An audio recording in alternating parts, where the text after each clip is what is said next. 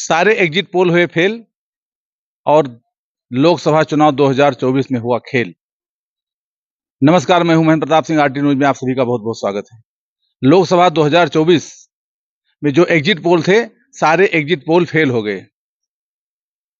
आज 2024 लोकसभा चुनाव की मतगणना जारी है। बढ़ते जनाधार को लेकर, जो इंडिया गठबंधन का जनाधार है, बढ़ते जनाधार को लेकर राहुल गांधी और कांग्रेस राष्ट्रीय अध्यक्ष मल्लिकार्जुन खड़गे, सोनिया गांधी की जो प्रेस कॉन्फ्रेंस हुई, जिसमें राहुल गांधी ने कहा कि हम विनम्रता से जनादेश को स्वीकार करते हैं, हम बहुमत से काफी दूर हैं, लेकिन ये नरेंद्र मोदी की हार है, ये प्रधानमंत्री नरेंद्र मोदी की नैतिक हार है, जिससे उनको इस्तीफा दे देना चाहिए। हम जो भी जनादेश मिला है इसको स्वीकार करते हैं। राहुल गांधी का बड़ा बयान आया है। उन्होंने जनादेश को स्वीकार करते हुए कहा कि हम बहुमत से दूर हैं, लेकिन प्रधानमंत्री नरेंद्र मोदी की भी नैतिक हार है। आप खुद देख लीजिए राहुल गांधी प्रेस कॉन्फ्रेंस में क्या कुछ कह रहे हैं और देश की जनता को क्या संबोधन दे रहे हैं और क्या संदेश दे रहे हैं। हमारा बैंक अकाउंट कैंसिल किया, जब चीफ मिनिस्टर्स को जेल में डाला, पार्टियां तोड़ी, मेरे माइंड में था कि हिंदुस्तान की जनता अपने संविधान के लिए एक साथ खड़ी होकर लड़ जाएगी, और यह सच साबित हुआ। मुझ में भरोसा था और मैं हिंदुस्तान की जनता से, इंडिया गठबंधन के पार्टनर्स से, कांग्रेस पार्टी के हमारे सब नेताओं और बब्बर शेर कार्यकर्ताओं से दिल से धन्यवाद करना चाहता हूं। आपने संविधान को बचाने का पहला और सबसे बड़ा कदम ले लिया है। कांग्रेस पार्टी ने इस चुनाव में, कांग्रेस पार्टी के सब नेताओं ने 2-3 चीजें की। सबसे पहले हमने इंडिया गठबंधन के पार्टनर्स की रिस्पेक्ट की, उनकी जो विशेष थी उनको हमने साथ लिया, और आपने देखा होगा कि जहां भी गठबंधन लड़ा हम एक होकर लड़े।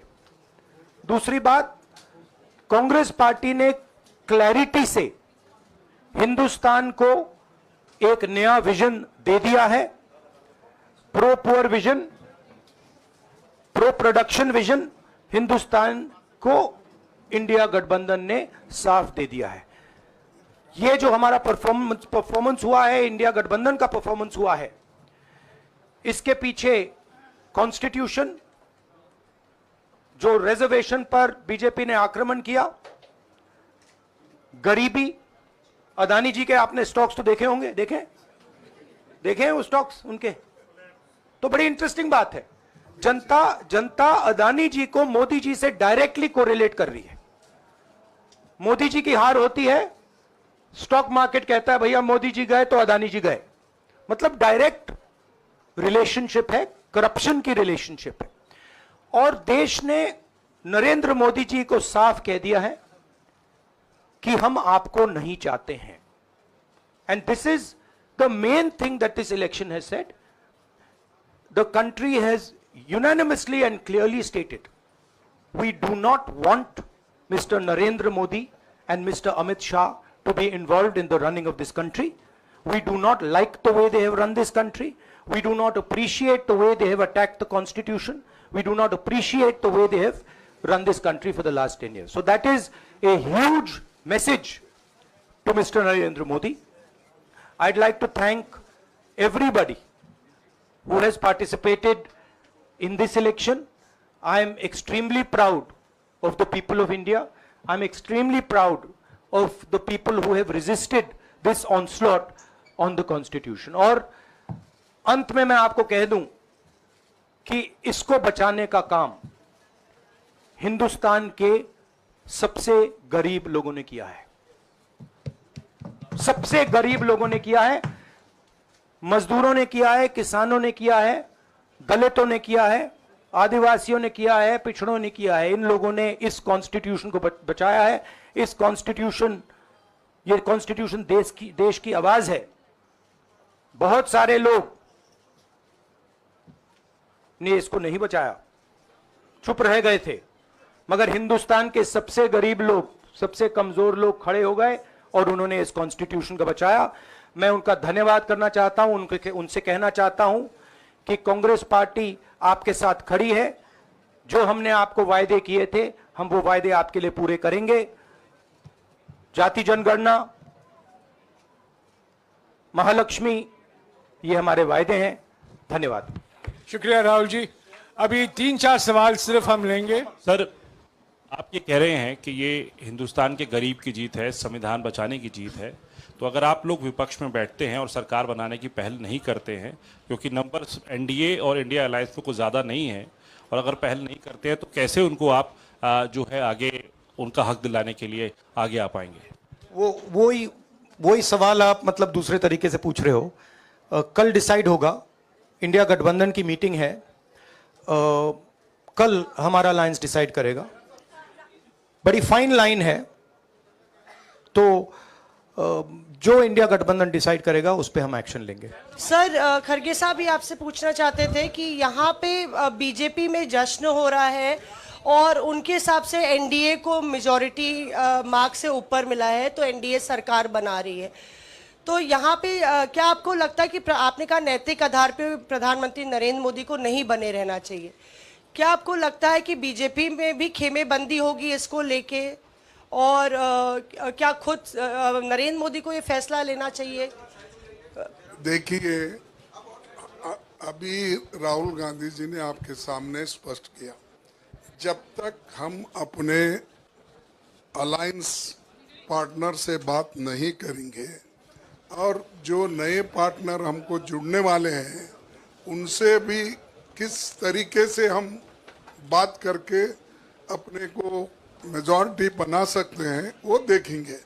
सारे स्ट्रैटेजीज अगर यही मैं बोलूँगा फिर मोदी जी होशियार हो जाएंगे, इसलिए हाँ, जयराम जी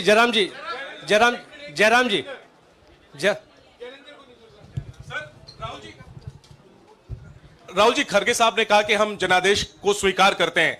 जनादेश इंडिया गठबंधन के लिए क्या है? विपक्ष में बैठने के लिए या सरकार बनाने की कोशिश करने के लिए? और आप दोनों सीटों से जीते हैं, बधाई। आप कौन सी सीट रखने वाले हैं?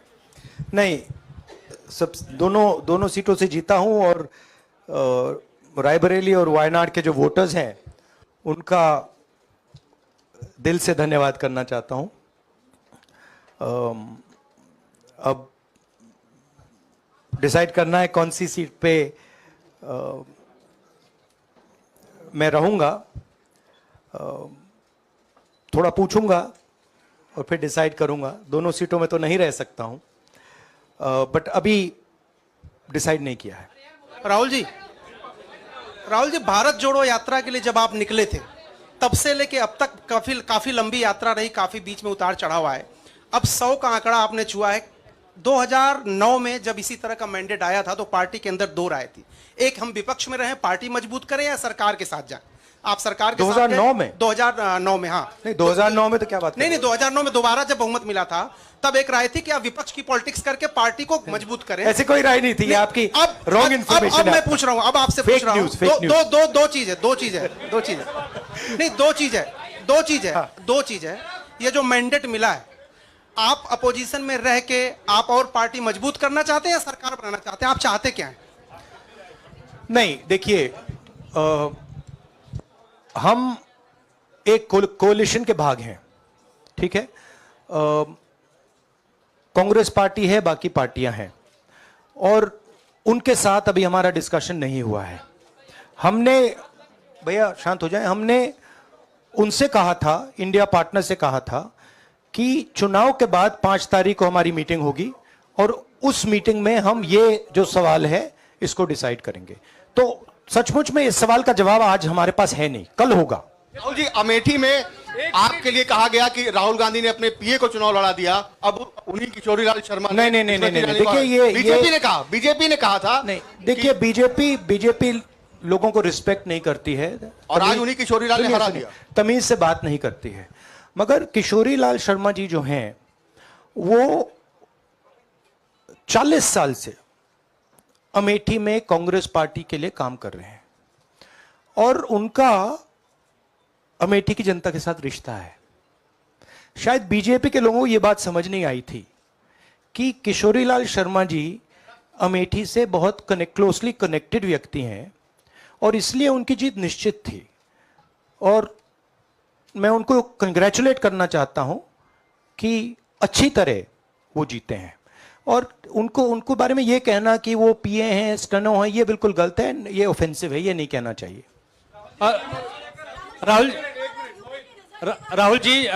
राहुल जी मैं मोहित हूँ न्यूज नेशन से।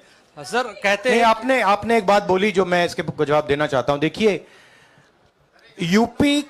यूपी की जनता से मैं कहना चाहता हूं, आपसे ज्यादा पॉलिटिकल विजडम, मतलब आपने कमाल करके दिखा दिया। यूपी की जनता ने कमाल करके दिखा दिया। नहीं, बहुत सारे स्टेट्स ने कमाल करके दिखाया, मगर बीजेपी यूपी ने हिंदुस्तान की राजनीति समझकर, कॉन्स्टिट्यूशन पर खतरा समझकर उत्तर प्रदेश ने कॉन्स्टिट्यूशन की रक्षा की है। और मैं सब स्टेट्स का धन्यवाद करना चाहता हूं, मगर उत्तर प्रदेश को मैं स्पेशल कहना चाहता हूं। आपने कांग्रेस पार्टी का, इंडिया गठबंधन का समर्थन किया। बहुत बहुत धन्यवाद। राहुल जी आखिरी सवाल। और इसमें यूपी में एक और बात मैं बोल देता हूं, एक और बात यूपी के बारे में बोल देता हूं। इसमें मेरी बहन प्रियंका गांधी का भी काम है, जो यहां पीछे छुपी हुई है।